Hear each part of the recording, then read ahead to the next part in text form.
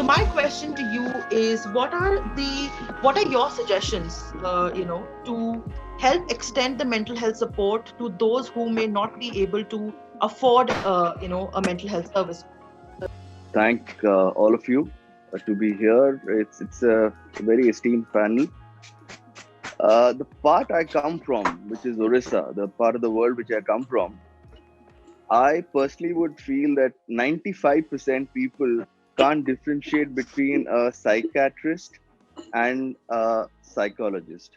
This is the basic difference. 95% people don't have access to the kind of things which most of the panels out here have. Like, we have 30 districts in Orissa, and out of those 30 districts, only one district headquarter has got a psychiatrist there. And the gentleman passed somewhere in 1987 or 86. And ever since, there has been no upgradation of the gentleman's knowledge or his access to bettering the you know to better technology or to better understanding of the subject. So people in my part of the world, this is very alien to them. One just talks about mental health day, and on social media, past few years, we've been doing it on our newspapers or our channels. We've been having few discussions, but in reality, where it needs to percolate down to people, that is where it is not reached right now. I would still feel that mental health right now is considered more of a rich man's or a rich person's uh, domain. In that space, it really does not percolate down to where it actually needs to. Now, past so many years, we've been trying to create a help center. We started off with a helpline in Orissa. We got very few phone calls because people uh, are either shy to call up. It could be a small thing. We started off with student helplines in IITs and in regular colleges and in schools for suicide helpline. But we found very few people calling in because they were very shy. One, they didn't want to give out their identity. Second, they did not understand what would happen. First of all, most of those people really don't know whether they need mental health support or not. Most of them, even I personally wouldn't know, or many of our panelists wouldn't know, unless and until you get an access to an expert or somebody who has knowledge about it. Now, that access is a major problem in a place like Orissa, and I'm sure in many parts of this country. This country is not based out of cities and out of metros. It's based out of villages. Most of our people live in villages, and getting access to even information or for them to know what they need is also very difficult for them to know, to for them to even get it. So we started off with this helpline, and then we moved on to a Telegram helpline. Telegram is an app which people freely can download. So the identity can be kept. People can conceal their identity, and they could call up. And what we would do is we would tie up with experts like Astaji or Saloni ji or other experts who are there with us in our panel. We would pass on that information and then connect them together and try to see how it can be solved. But if in case this access is given to each and every one, and if it's freely available, I think it would solve many problems in our country.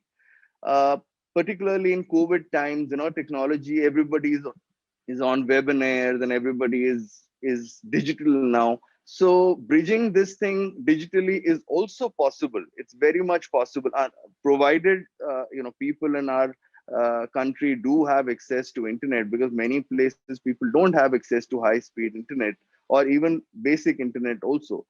So a lot of work needs to be done.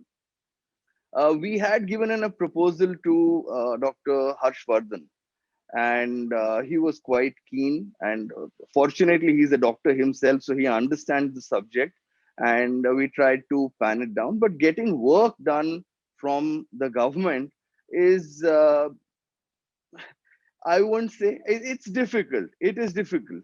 Like, for example, our friend Abhinav has set up a fantastic sports center in a place like Bhubaneswar.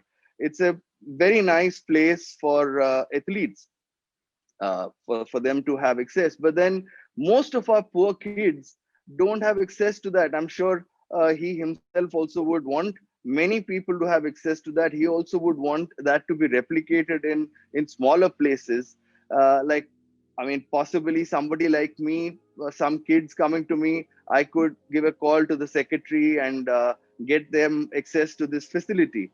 But suppose this facility is given access to each and everyone, then the sports fraternity in this country would develop in phenomenal, in rocket completely.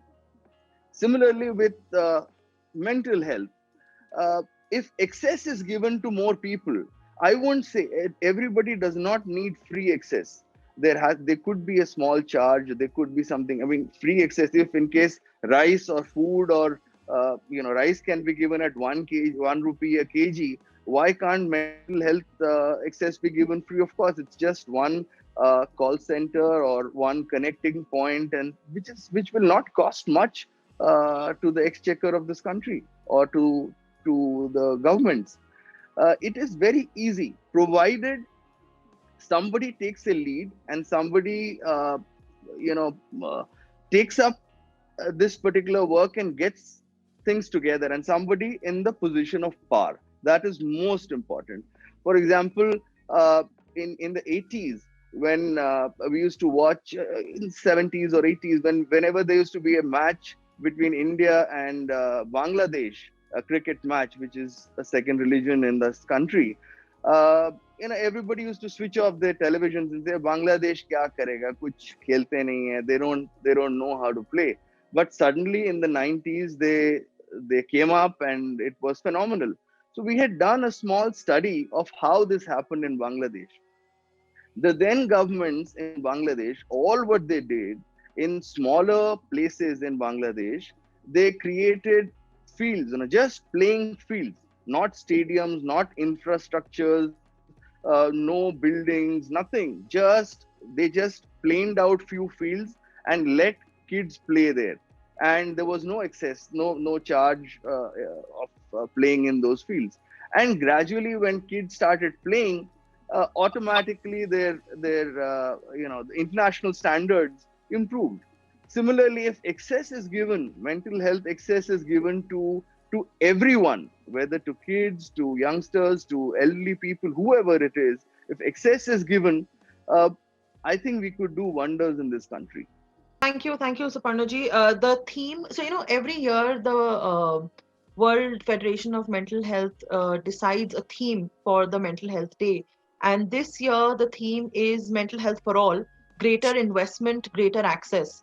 And I think that is what you spoke about, because till now one of the biggest things that mental health communities were dealing with was the stigma that was around seeking mental health and even talking about it. And however, the pandemic leveled that for a lot of us, and there has been a shift and a change in how we approach mental health. We've understood the importance of it. The next step is now to invest in mental health at policy levels, at government levels, at individual levels, and recognize what is it that can be done to increase this access and increase this the approach to mental health. So thank you so much for for sharing your valuable words. And